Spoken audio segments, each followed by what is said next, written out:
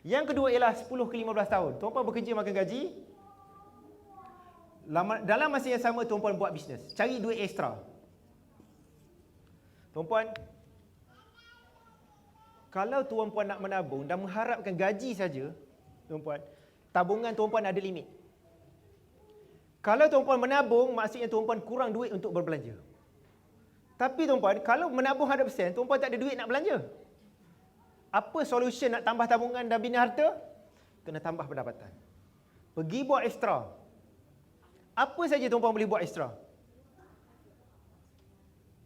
Dealer public gold, peluang besar lah. Tak jadi dealer public gold, boleh buat apa? Jadi rider ke, bawa Grab. Buat something tuan-puan. Lama-lama jalan untuk buat duit ekstra ni, makin banyak.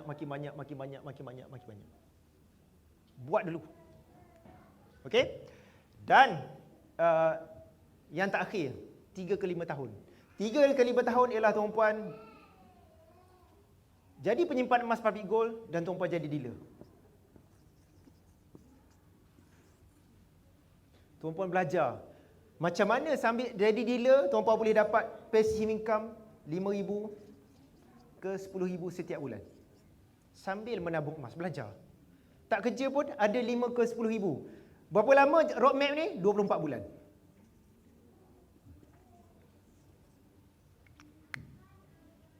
Sambil menabung emas, sambil jadi dealer public gold, belajar jadi dealer. Dealer ni tanggungjawab dia apa? Bantu penyimpan-penyimpan emas. Educate masyarakat menabung emas. Bagi ilmu kepada masyarakat. Dalam masa yang sama, tuan-puan berpeluang untuk dapat passive income 5 ke 10,000 sebulan dalam masa 24 bulan.